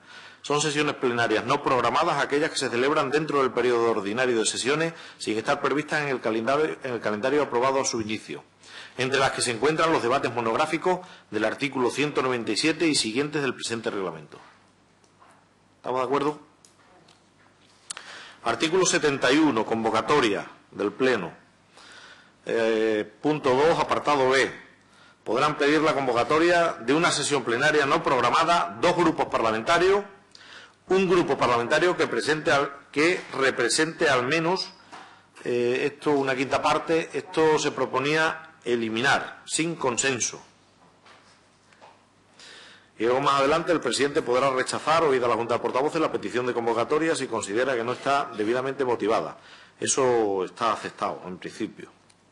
¿Alguna intervención con respecto a la primera parte de ese apartado B? Sí, yo. Sí, el secretario y primero. Sí, yo es que siempre en todas las donde viene un grupo parlamentario que represente al menos la quinta parte, en todas la quito, porque es darle una cualidad a un grupo en función de su número de diputados. O sea, es darle un derecho en función del número de diputados. Los derechos, si los tienen los grupos, los tienen los grupos. Cualquiera que sea el número de diputados. Puede tener más o menos de ese derecho, pero no puede tener un derecho que no tenga otro grupo parlamentario. Entonces, si la convocatoria la solicitan dos grupos parlamentarios, tienen que ser dos grupos parlamentarios, no uno numeroso. Por eso planteo que en todas donde figura se quite el número. Y luego habría otro añadido ahí, era sí, lo de una cámara de dos grupos. Por ejemplo, la legislatura pasada se tenían que poner de acuerdo los dos grupos para solicitar el pleno no programado. Es decir, tenían que estar de acuerdo la Cámara entera. Eso lo pongo encima de la mesa. Sí, el señor Fernández. En relación con esta cuestión, que reiteradamente, efectivamente, aparece en el reglamento la llamada a una mayoría determinada, la quinta parte de los miembros de la Cámara que forman un grupo parlamentario. Esto es exactamente, el portavoz de Izquierda Unida hacía referencia a los derechos de los grupos. Y este artículo hace referencia a los derechos de los diputados, que es muy importante. Sí. Yo elimino los diputados. Yo elimino el grupo que tenga... El micro. Perdón, yo no elimino a los diputados. O sea, la convocatoria de una sesión no programada la pueden solicitar dos grupos parlamentarios, o la quinta parte de los miembros de la Cámara, o la Junta de Extremadura. La quinta parte de los miembros de la Cámara, no un grupo que tenga la quinta parte de los miembros de la Cámara. Es diferente. Yo digo, si los derechos son de los grupos, si un grupo tiene ese derecho, lo tienen todos los grupos, y no por número de diputados, el derecho. Ahora bien, si resulta que el derecho se le da a dos grupos, tienen que ser dos grupos, o si no, un número de diputados. Un número de diputados, que pueden ser 3 de este grupo, 5 del otro y 8 del otro. Vamos a ver, la cuestión es la siguiente. Nosotros, se podrán pedir la convocatoria de una sesión plenaria no programada de dos grupos parlamentarios. Si consideramos que dos grupos es mucho, porque decía, hombre, pero en esta situación, ¿cómo que dos grupos? El ejemplo que ponía el presidente en la legislatura pasada, pues miren ustedes, hacen imposible el artículo 71b. Bueno, pues póngase, puede pedir la convocatoria a un grupo, vale, un grupo, dos grupos juntos, tal. Pero cuando se dice en este reglamento y en el resto de los reglamentos, que está en muchísimos reglamentos, cuando se habla de una quinta parte de un grupo parlamentario que tiene esa, la quinta parte de los miembros, es justamente para dar la posibilidad que una quinta parte de un grupo parlamentario pueda escribir una petición. Y esos son derechos individuales de los diputados, que de esta manera cercenaríamos, quitábamos radicalmente. Y atención, no figura solo en el 71. A partir de ahora del 71 aparecerá recurrentemente en muchos otros artículos, para muchas otras peticiones. No se trata de decir, entonces un grupo de 4, de 5, de 6, no, es que son los derechos, es que estamos quitándole a los grupos que tienen más de 3 o 4 o 5 diputados el derecho de que se agrupe una quinta parte de la Cámara que forman parte de ese grupo y haga una petición. Pero tal vez se lo estamos quitando. Sí, un momento. Pero, señor Fernández, tal cual está redactado, la tiene que firmar el portavoz. Tal cual está redactado, lo tiene que firmar el portavoz del grupo. Habría que cambiar la redacción para hacer efectivamente lo que usted está argumentando. Es decir, que una quinta parte de miembros de la Cámara pueden ser de un grupo o pueden ser de todos los grupos. ¿De 3 grupos? Claro, se ponen de acuerdo una quinta parte y firman la petición de convocatoria. Claro. Secretario primero. Si en el reglamento se quieren contemplar cosas diferentes a lo que figura en estatuto y cosas diferentes, si los derechos los tienen los grupos, los derechos tienen que ser los mismos para todos los grupos parlamentarios, para todos. El derecho. Ahora, evidentemente, se puede usar más de ese derecho un grupo más numeroso porque tiene más cupos. Eso es otra cuestión. Si aquí se pone una cualificación determinada, que tiene que ser como mínimo 2 grupos, son 2 grupos. No se puede excepcionar y decir, o un grupo que tenga tantos diputados, no. Los diputados se agrupan y dicen, nosotros somos la quinta parte de la Cámara y solicitamos esto. Entonces se le da, pero por diputado, no por grupo. Esto es una discriminación hacia los grupos. Cada grupo parlamentario no puede suscribir. No. Y como lo pueden pedir 2, eso está también mal expresado. Claro, sí. Es más, perdón. Sí, es más. Lo que habría que definir es si la petición de la convocatoria de un pleno programado lo hace el grupo parlamentario o lo hace un número determinado de parlamentarios, que no es lo mismo. Por eso nosotros porque al final de ese apartado B, si leen a la siguiente página, dice cada grupo parlamentario no podrá suscribir más de 2 peticiones de convocatoria por periodo de sesiones. Como grupo. Pero los diputados... Pero habría que especificar, claro. Una cosa es las sesiones que pueda solicitar el grupo como derecho del grupo y otra cosa es abrir el abanico también al derecho del propio diputado. Sí, pero también hay que tener en cuenta aquí una cosa que yo pongo encima de la mesa. ¿Queremos amparar y queremos proteger la condición de grupo parlamentario o no? ¿En más grado o en menos? No sé si me estoy explicando. Si el grupo lo es todo y estamos defendiendo de que los grupos parlamentarios tengan peso específico como tal, sí, ya lo sé que no... No es así, presidente, ¿eh? El Estatuto de Autonomía le da poder a los diputados individualmente para que se agrupen y pongan una moción de censura o de confianza. El Estatuto no habla de grupos parlamentarios, faltaría más. Lo que habla de grupos es el reglamento de la Cámara. Como diputados. Sí, por supuesto. Por supuesto, el reglamento puede regular que evidentemente los grupos tengan unos derechos determinados, pero no puede discriminar de ese derecho. No, totalmente de acuerdo. Una cosa son los derechos individuales que tiene como condición de diputado, cada uno. Y eso sí hace referencia al Estatuto de Autonomía. Y otra cosa es las obligaciones que conlleva formar parte de un grupo parlamentario conforme al reglamento de cada parlamento. Eso es otra cosa. Presidente, de nuevo sobre la cuestión. Independientemente del objeto que estamos tratando, que es la convocatoria de una sesión plenaria no programada, independientemente de eso, vamos al hecho fundamental que es, ¿puede un grupo que representa a la quinta parte de los diputados de la Cámara pedir algo? Todos los miembros de ese grupo, es que lo dice, un grupo parlamentario que represente al menos a la quinta parte de los miembros. Y repito, independientemente de lo que están pidiendo, porque vendrá otras cosas que van a pedir. Y yo digo, sí, es que es necesario. Es que es absolutamente necesario esta redacción, porque es el derecho de que los diputados de un grupo aquí, si no estaríamos cercenando al PP y al PSOE. Sí, pero vamos a ver. Al PP y al PSOE, como no figure eso. Yo lo que veo, señor Fernández, la cuestión es, si hay un grupo que tiene un derecho, otro grupo tiene que tener el mismo derecho. Y al margen de esos derechos, pero eso pueden pedir un determinado número de parlamentarios, será una quinta parte o la parte que se da, un determinado número de parlamentarios la sesión no programada o otra cuestión. En este momento estamos hablando de sesiones no programadas. Presidente, la quinta parte de los miembros de la Cámara, de 65 es un número muy determinado, son 13. Son 13. Número determinado. Y a ese derecho tiene el grupo del PP, el grupo del PSOE, tienen ese derecho.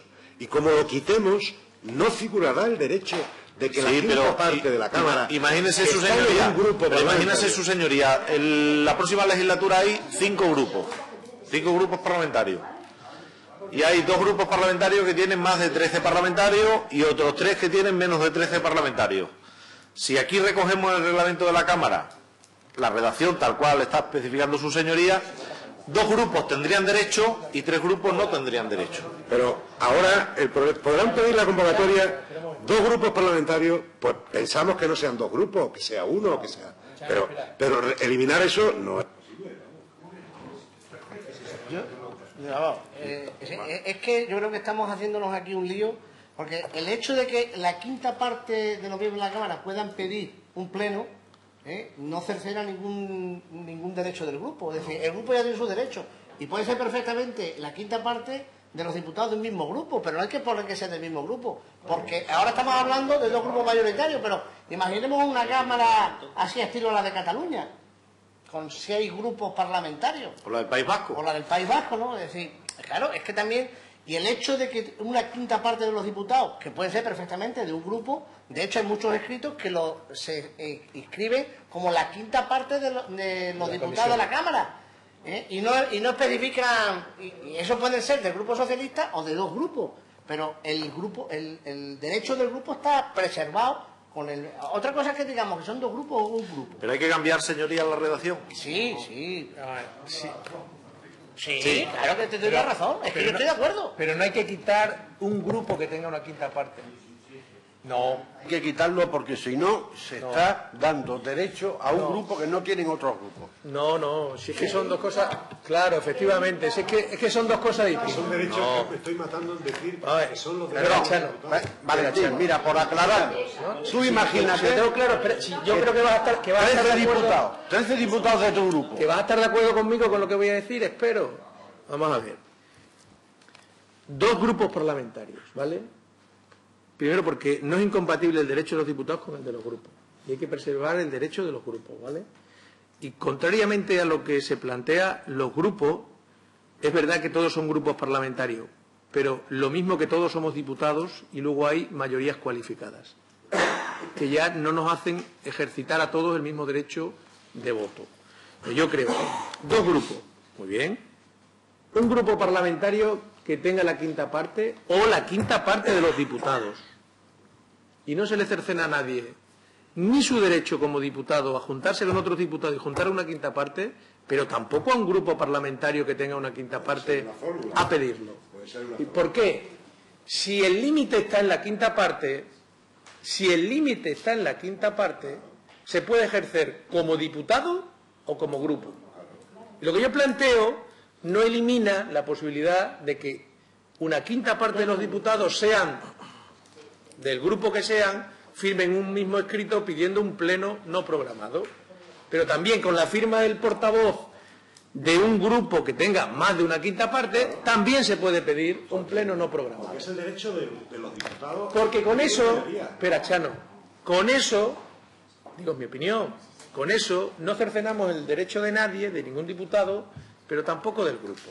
¿Por qué? Preservamos los 2. Si el límite está en una quinta parte, grupo que tiene una quinta parte, puede el portavoz en nombre del grupo pedir el pleno no programado. Y se deja también en la redacción o la quinta parte de los miembros de la Cámara, que individualmente firman y piden un pleno no programado. Y con eso preservamos lo que para mí es importante de los grupos parlamentarios y también igualmente importante es que los diputados puedan pedir un pleno no programado. Secretario primero. Es que eso es una cuestión de principio. Si eso se acepta, se está diciendo que hay grupos que son privilegiados en derecho por tener más diputados. Hay grupos que tienen más derechos que otros. O sea, un grupo que tenga 10 diputados no puede solicitarlo. Y un grupo que tenga 13 diputados sí puede solicitarlo. Voy a acabar. Con la sola firma del portavoz de un grupo de 13 diputados se convoca el pleno. Sin embargo, con la sola firma de un portavoz que tenga 12 diputados no se puede convocar el pleno. ¿Es o no es una discriminación? En derecho. Sí, porque se le ha dado a un grupo y no se le ha dado al otro grupo. Si decimos, no, también lo pueden convocar la quinta parte de los diputados, pues individualmente firman 13 diputados y lo solicitan. Y se ha acabado. Y no hay discriminación en derecho, tal y como está, es una discriminación en derecho en base al número de diputados. Cosa que me parece ligeramente rara, que en una Cámara que lucha por la igualdad se esté planteando más derecho, no más uso de un derecho que tenga todo el mundo, sino más derecho por tener más dinero, más diputados. ¡Hombre! El dinero le puede... No, me refiero... Pero los diputados se tocan en función de la voluntad popular. Claro, pero el grupo... Pero el sujeto del que coge los derechos es el grupo. Cualquiera que sea el número de diputados. No crucemos, señoría, conversaciones. El portavoz del Grupo Socialista. A ver, yo entiendo las argumentaciones de fondo, pero no son contradictorias con las mías. Por eso yo digo que la propuesta que yo hago es una propuesta que no genera discriminación. A ver, si ponemos el límite en la quinta parte de 65 son 13 diputados. Pues 13 diputados de cualquiera de los grupos individualmente pueden firmar un escrito y solicitar un pleno no programado. Estupendo, que lo contemple el reglamento. Segunda cuestión. Yo, que formo parte de un grupo parlamentario que tiene más de 13, lo que yo planteo es que el grupo parlamentario no necesite la firma de los 13, sino que con la firma del portavoz, que ya tiene más de un quinto, y no discrimina a otro que tenga más de un quinto, ni discrimina a uno que tenga menos de un quinto, porque si se dice el que no tiene un quinto no puede firmarlo porque no tiene 13 diputados. Podrá ejercer el derecho individualmente a juntarse con otro para tener 13. Pero si yo ya represento a más de 13 diputados, solo con la firma del portavoz de ese grupo, el grupo puede pedir un pleno no programado y no le cercena ningún derecho a nadie, ni individual ni colectivo. ¿Por qué? Porque ya tiene el limitante, que es el 5%, la quinta parte. Discriminante sería que un grupo parlamentario con 5 diputados pudiera pedir un pleno no programado, frente a los 13 diputados individuales que serían necesarios para pedir un pleno no programado, porque estaríamos dándole exceso de representación a un grupo de 5 diputados. Absolutamente. Pero si un grupo que ya representa en sí más de un quinto, no le estamos dando nada a ese grupo que no tenga ya, con la suma individual de sus miembros. Sería discriminatorio que pusiéramos un grupo parlamentario, con independencia de cuántos miembros tenga. No, decimos 2 grupos parlamentarios, o uno que represente más de la quinta parte, o la quinta parte de los miembros de la Cámara, que entra todo el mundo. Ahora, lo que no podemos poner es un grupo parlamentario que no represente a la quinta parte de la Cámara, porque eso sí que sería discriminatorio. ¿Alguna palabra más? Es que eso se repite en el Parlamento, y además se repite sin plantear la misma cantidad de diputados. En unas veces un quinto, en otras veces un sexto, en otras veces un séptimo, en otras veces son 6, en otras veces son 9. Entonces, no, para mí es una discriminación en derecho.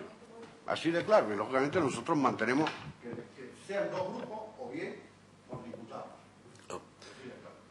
Presidente, justamente por eso yo decía que no nos fijáramos en el hecho en sí, porque se va a repetir más veces para otras mayorías.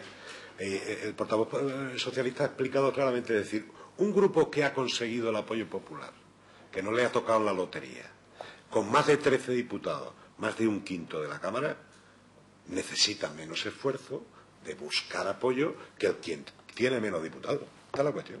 Entonces, primemos esa cuestión. Es decir, reconozcamos esta cuestión.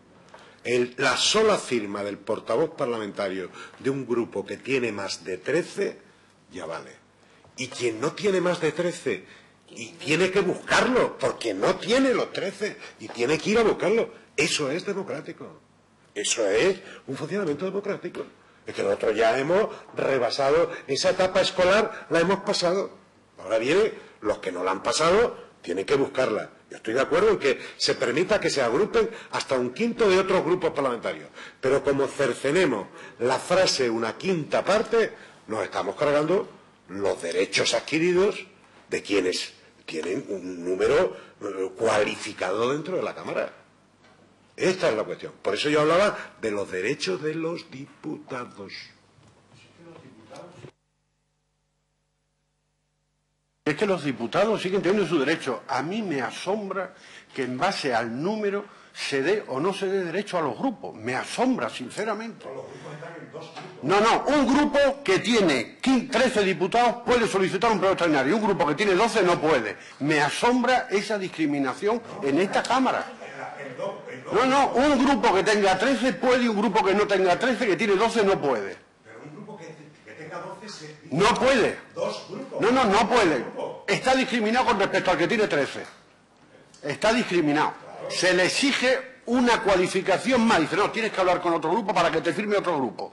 Y sin embargo, el grupo que tiene 13, solo con la firma del portavoz lo puede hacer. Eso no es una discriminación de derecho. Es una discriminación de derecho evidente.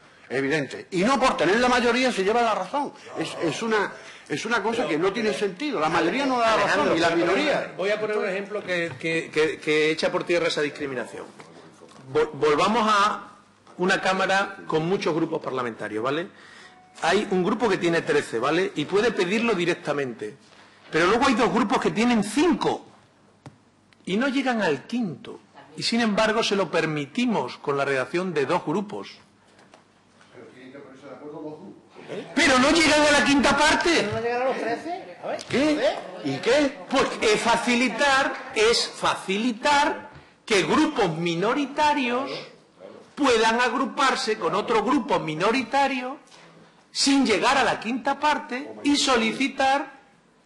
No, pero estoy poniendo todavía más en sensu de posibilidades para los minoritarios.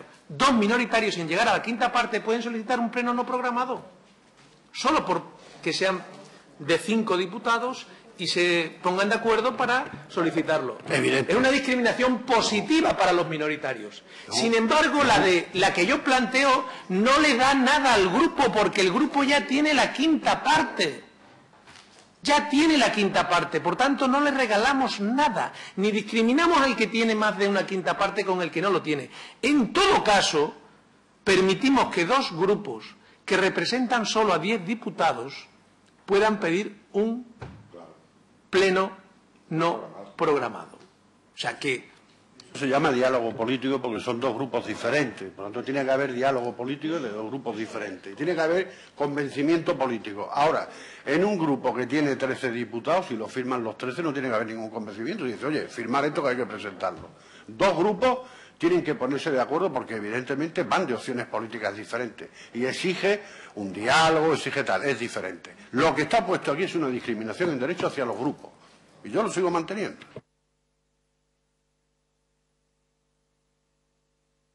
En mi opinión, tal como está redactado, es garante tanto para los derechos de los diputados como para los derechos de los grupos. Yo entiendo la posición del portavoz de Izquierda Unida, pero igualmente para sacar iniciativas adelante también tenemos que dialogar, porque no hay mayoría suficiente en la Cámara para alcanzar determinados acuerdos. Entonces, lo que sí me parecería discriminatorio para los grupos mayoritarios es no permitir que la quinta parte de los miembros de un mismo grupo lo puedan pedir cuando se le está dando la opción a los grupos minoritarios. Yo creo que, tal y como está redactado no se produce discriminación a nadie. Porque, no, hombre, lo ideal sería que fuéramos capaces, alguna vez, de llegar a acuerdos en las comisiones y los miembros de las comisiones de distintos grupos poder solicitar un pleno no programado, que lo podríamos hacer, los de distintos grupos. Yo creo que de lo que se trata es de permitir que aquellos grupos minoritarios que no llegan a la quinta parte puedan, uniéndose a otros grupos, presentar iniciativas parlamentarias. Es más garante para los grupos minoritarios que protector para los grupos mayoritarios. en mi opinión. Y no se discrimina, al contrario. Es que a los diputados se les está quitando algún derecho, en absoluto. 13 diputados, cualquiera que sea su formación política o de la misma formación política, pueden solicitarlo. Por lo tanto, no están discriminados nunca los diputados. Lo que sí está discriminado es que un grupo tenga derecho en base al número de diputados y ese derecho no lo tenga otro grupo parlamentario. Pero eso es una discriminación de derechos. Con todo mi respeto, eso no es discriminación, eso es representatividad.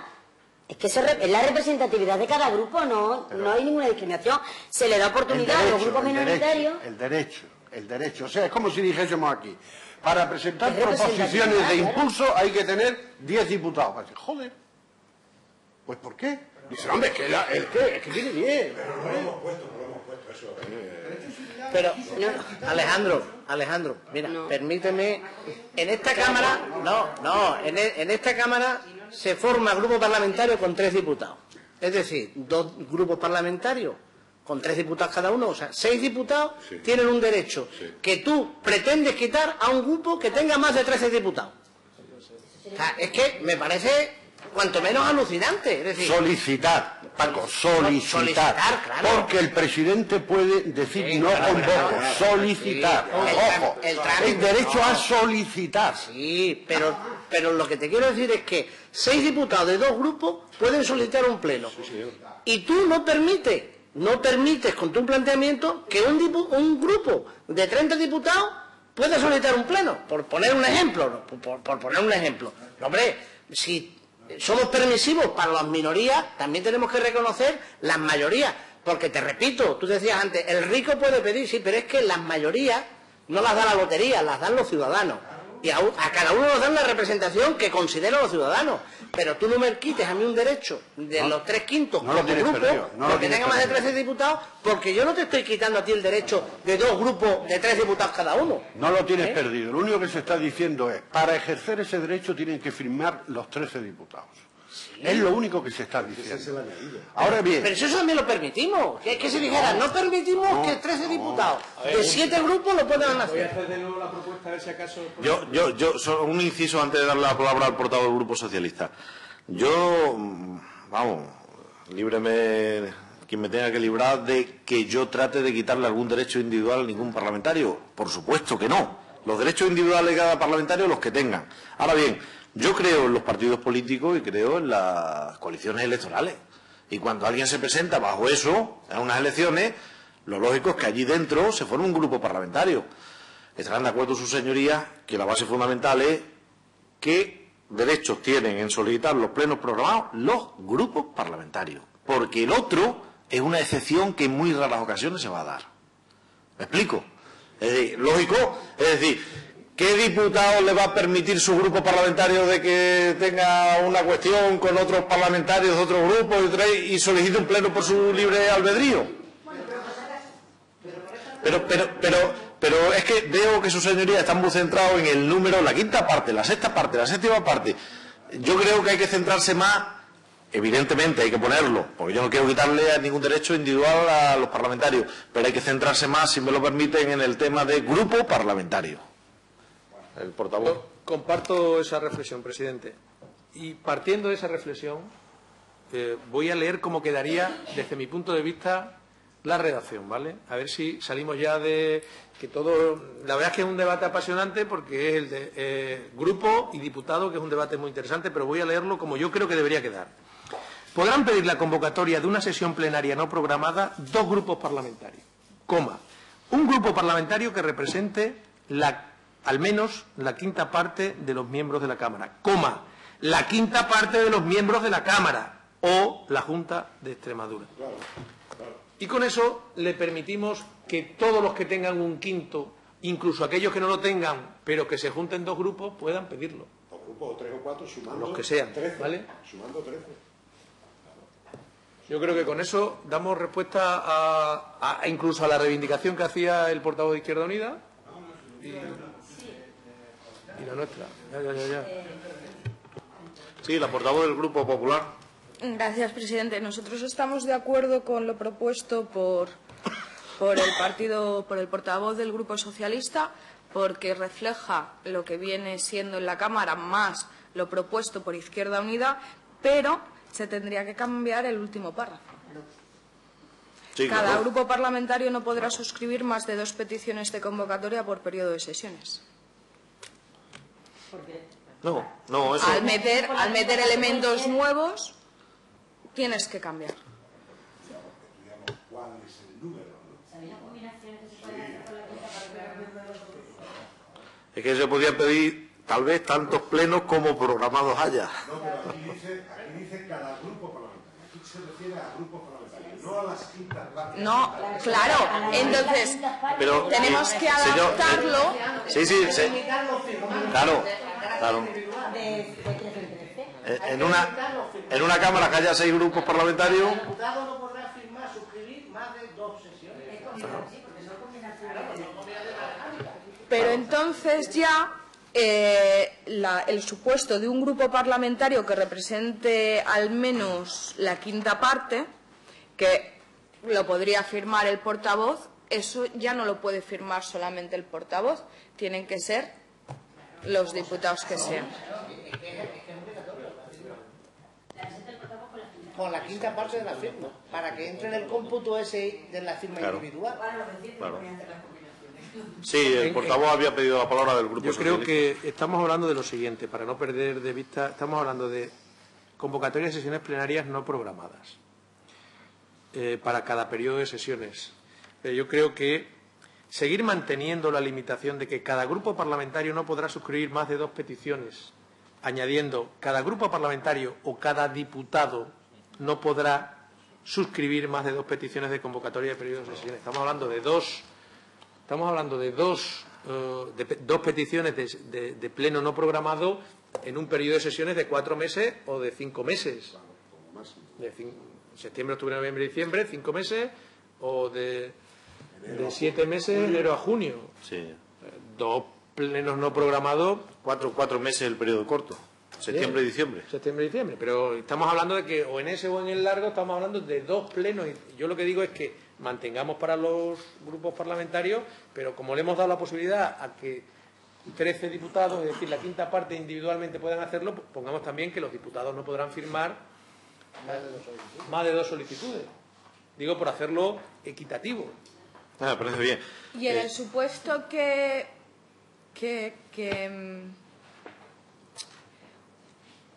un diputado firme 2 solicitudes de una quinta parte de los miembros de la Cámara y su grupo parlamentario...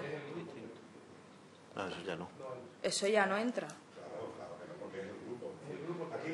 No, pero digo, vamos a ver, un diputado que se mete en el supuesto tercero que ha dicho el portavoz, el señor secretario primero de la mesa, que firma 2 solicitudes y luego su grupo parlamentario, que es otro completamente distinto, presenta otra solicitud en la que él no está firmando.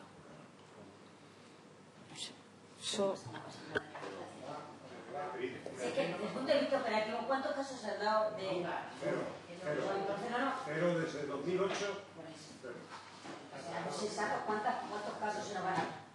Se va a dar uno por... Desde 2008... Cada periodo de sesiones como mucho.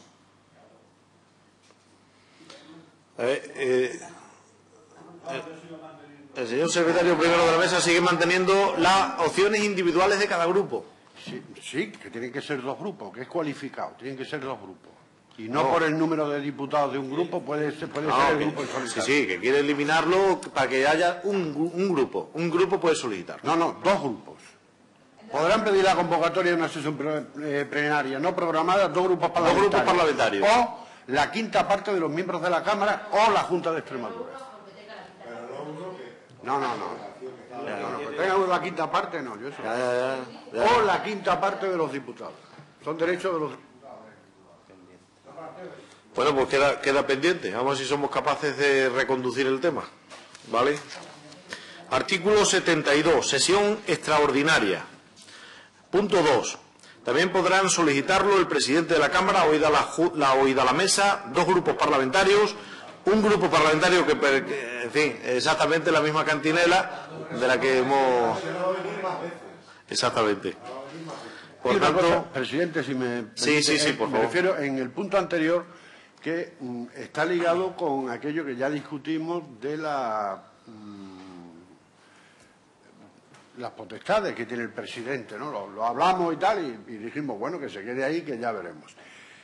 Debe de quedar claro que no es la mesa quien deniega la posibilidad de una convocatoria, sino el presidente. Eso lo pone, ¿no? Por eso digo, ¿eh? Porque es que eso... El presidente podrá rechazar oída a la Junta de Pero es el Portavoces la presidente petición. quien lo decide, no es la mesa, ¿eh? Porque se va al órgano político de la Junta de Portavoces y no al órgano de la presidencia. Oír a la Junta de Portavoces, no oír a la mesa. Lo que pasa es que el presidente encuentra en conflicto consigo mismo si la Junta de Portavoces mayoritariamente dice que sí quiero ustedes y ustedes dicen, no me convoco. Fíjate, le van a llover chuto que Le pueden llover, vamos, la responsabilidad del presidente. me refiero, lo vamos a poner, voy a dejarlo más claro, porque es que se han dado casos ya y yo dije, ojo, se está aplicando el reglamento, ojo, se está aplicando el reglamento. Ahora mismo, exactamente ahora mismo, el Grupo Socialista y el Grupo Izquierda Unida en la Junta de Portavoces aprueban que haya un pleno extraordinario. Y el presidente dice no, y no lo hay, aunque haya mayoría en la Junta de Portavoces. Ojo al reglamento que se está dando, ¿eh? Por eso te digo, pero que tendrá que asumir la responsabilidad del presidente porque le podrá ir un chuto de punta, ¿no? Yo lo digo porque ojo al reglamento que se está dando, porque en esos casos es decir, no, el reglamento está posibilitando todo eso. Pero Hablando de plenos no programados. sí, sí, claro. Pero habrá otras veces. La responsabilidad mayor en estos casos de decisión del presidente, lo que yo recuerdo, es para los plenos no programados y los excepcionales, las cuestiones excepcionales. Los extraordinarios. Los extraordinarios, ¿vale? Entonces, efectivamente, una Cámara en la que no hay mayoría, cada uno tiene que aguantar las responsabilidades. Un presidente que no cumpla lo que dice la mayoría de la Junta de Portavoces, allá él con sus consecuencias. Pero esto es así. Yo lo decía sencillamente porque normalmente cuando hay mayoría en la Junta de Portavoces, esa mayoría se traslada a la mesa, que es un órgano colegiado.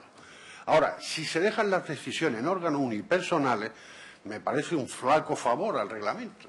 Lo lógico es que las decisiones que no sean cuestiones que son competencias exclusivas del presidente, porque es el presidente, recaigan en órganos colegiados, políticos y colegiados. Por ejemplo, yo voy a poner un ejemplo práctico que yo creo que ahora está muy de candelero encima de la mesa. Si este reglamento lo tuviera la presidenta Núria Gispert del Parlamento catalán, cuando le llegue el escrito hoy o mañana de RC o CIU, podría tener la última responsabilidad de decir, oiga, no, lo del separatismo que ustedes plantean aquí no, porque yo soy la máxima responsable de la institución.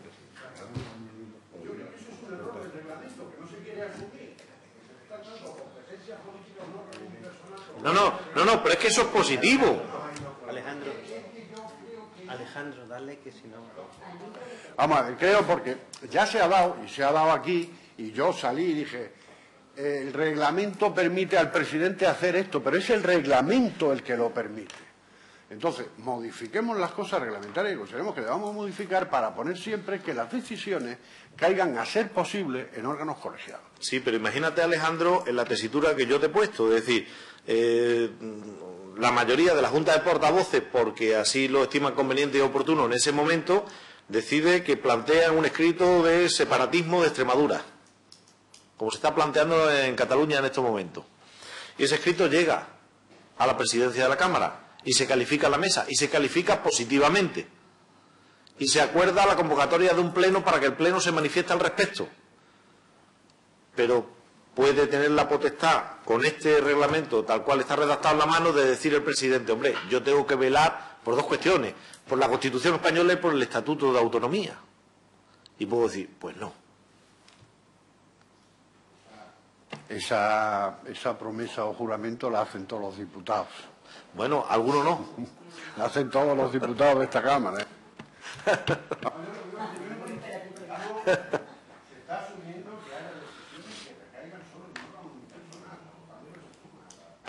No, presidente, yo al menos, con su venia, No, es que oída la Junta de Portavoces que está en rojo aquí. Sí. Es decir, que el consenso es oída. Es decir, lo que es evidente es que, como es un hecho tan excepcional, una no programada, alguien tiene que decidir. Es decir, ya hemos dado un paso, yo creo que ya es un paso extraordinario de democratización del Parlamento, incluir las posibilidades de no programadas. Esto no estaba antes en el reglamento. Y ahora, la petición, alguien tiene que hacer frente a ella. ¿El órgano individual? Sí, pero oído el órgano político. ¿Y qué responsabilidad tendrá un presidente que no oiga a su órgano político? Pues yo creo que mala responsabilidad. Es decir, yo creo que es mal asunto, no estoy señalando en concreto nada, ¿no? Pero digo, mala situación, en la que el presidente del órgano político no hace caso a la mayoría del órgano político. Esta es la cuestión. ¿Avanzamos? De todas maneras, como es una cuestión que no hay consenso, es decir, vamos a ver la redacción definitiva que se puede quedar al respecto de ese artículo 71, ¿no? Artículo 72, como decía, bueno, el apartado segundo es más de lo mismo con respecto a la quinta parte. Y el punto tercero se añade, oída la Junta de Portavoces, el presidente podrá rechazar la iniciativa, oída la Junta de Portavoces también de la sesión extraordinaria. Las mismas condiciones estaríamos hablando que la no programada. Artículo 73. Orden del día. Punto 1. El orden del día del Pleno será fijado por el presidente, oída la mesa, de acuerdo con la Junta de Portavoces, conforme a las propuestas de inclusión de iniciativas parlamentarias que hayan solicitado los portavoces al menos 2 días antes de la celebración de la Junta de Portavoces y que serán sometidas a votación. La no inclusión de una propuesta de los grupos requerirá acuerdo motivado de la Junta de Portavoces. Aquí hay que poner también lo de las preguntas. Ah, sí. Claro. Me dice el letrado y tiene razón que aquí hay que añadir salvo las preguntas orales en base al artículo anterior que ya hemos mencionado, citándolo.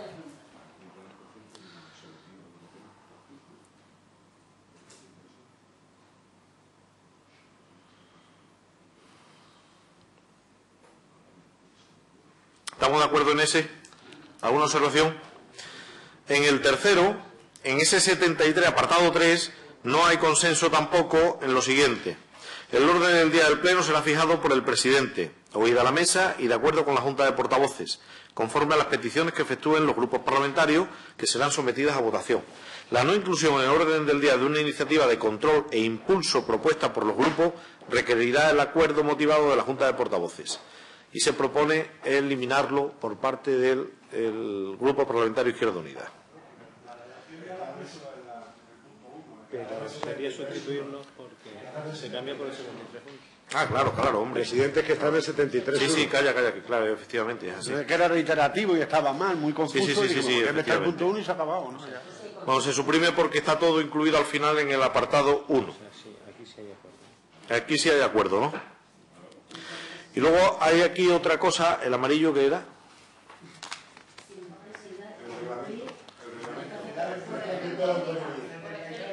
Correcciones técnicas, lo amarillo.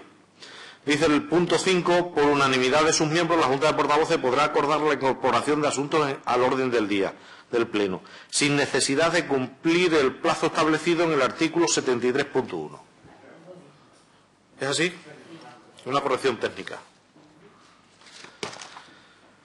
El artículo 76, calendario de sesiones plenarias.